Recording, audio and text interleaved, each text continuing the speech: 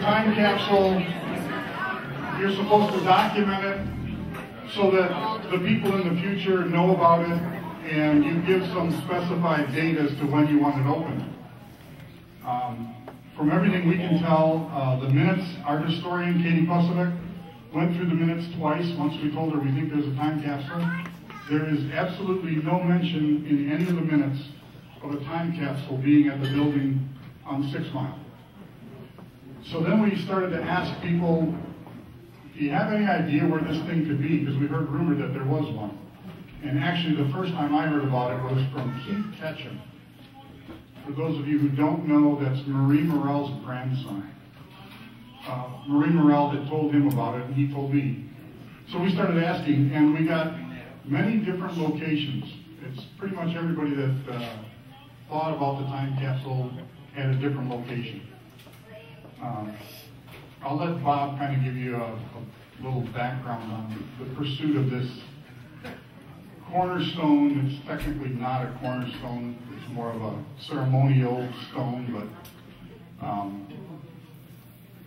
one question I did have was how many people were actually there at the grand opening? Stand up. We are. I'm going to sit down because I was not there. This stone and I have some things in common, and it's not that we were there at the same time. We're both the same age, that's all. Okay, so one other interesting thing. At the time, they had a king and queen. And we actually have a member of the court here this evening. Roseanne Basic. She was a member of the court. And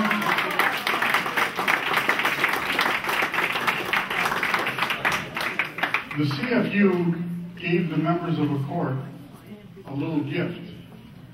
Roseanne has that gift here this evening.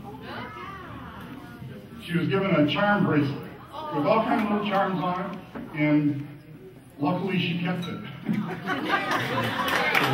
Excellent. So I'm going to assume that we're not going to see one of those in there. Okay, I'm going to turn this over to Bob. He can kind of fill you in on his pursuit of this stone, and I'm going to try to figure out how to get this box out and open it, and then we'll see what's in it.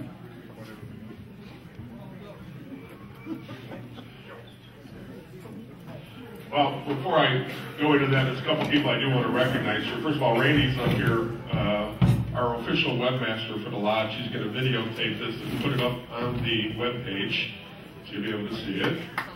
All right, good job, Randy. We have up here in the blue sweatshirt, David from the Detroit Free Press that will be taking pictures, and we will have an article coming up this week sometime. And then we also have in the back there, Dave from Anchor Masonry. Stand up, Dave.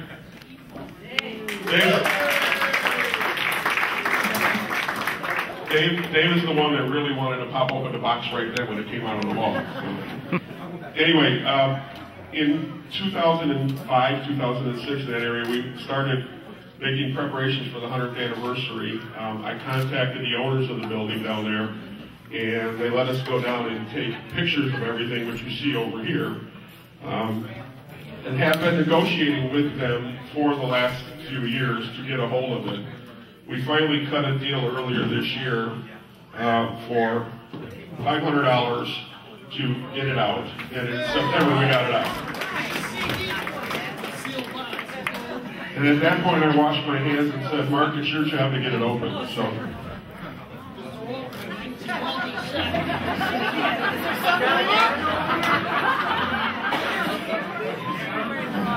Does anybody have the key?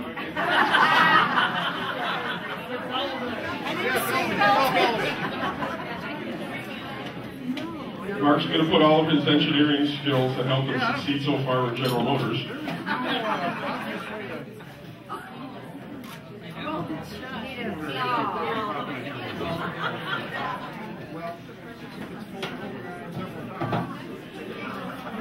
I can tell you that when Dave and the guys from Anchor Masonry were cutting this thing out, it did not want to come out of the building at all. He was very stubborn. Kind of like the box itself right now. He was in charge of bringing the tools he needed. My job ended when I got it here. All right, while they're working on that, let's see if anybody can remember. Heavy duty stuff. When actually was the building opened on 6 Mile? Anybody remember? When was the building? The stone says 1957. When was the grand opening weekend? Labor Day weekend, 1958. Once we get the box done, if he can get it open, eventually we're going to have some music going on here. And we will also have 2 of the musicians that played that weekend are going to join us up on the bandstand today. And we have a 3rd musician here, Jim Gerchak. Stand up, Jimmy.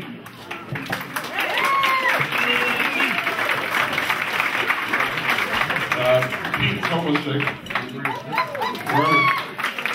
Oh, there he is in the back. And then Ludwig Kosovic also played that night.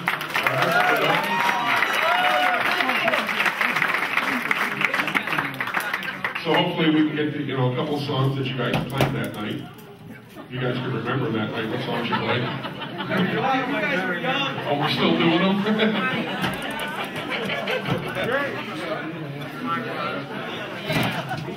Well, if we had known it was going to be this difficult to open, we would have extended happy hour. At least we know you didn't peek. Hey, Marco, let my phone. Yeah, this is your proof that we have not opened it until now. Yeah. The front of the building on 6 Mile was actually cinder block with a brick facing on it.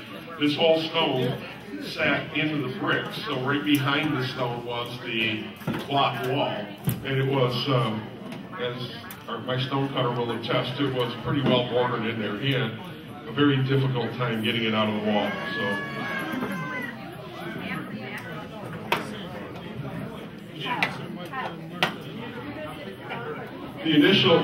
Back in 2006, when we initially asked them about getting this stone, the owners at the time said, sure, for $5,000.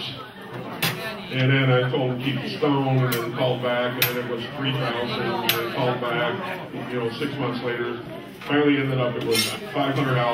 I will say that the people that bought the building from Lodge 351, and I believe earlier this year, lost it to back taxes, and another gentleman in Detroit bought the building, and you guys are not going to believe this, bought the building from the city of Detroit County for back taxes, $22,000 what he paid for the building.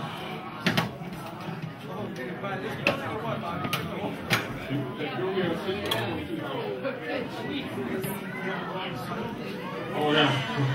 Well, when I was checking to make sure he was really the owner of the building, I went down the Wayne County Register of Deeds and checked on it, and I pointed out after the guy signed the deal and signed the contract that the address that he got on his deed showing he owned the building was actually the address for the old Little Hall. So Wayne County screwed him on that. He had to go back and hire an attorney to get that fixed. So. It's American Day.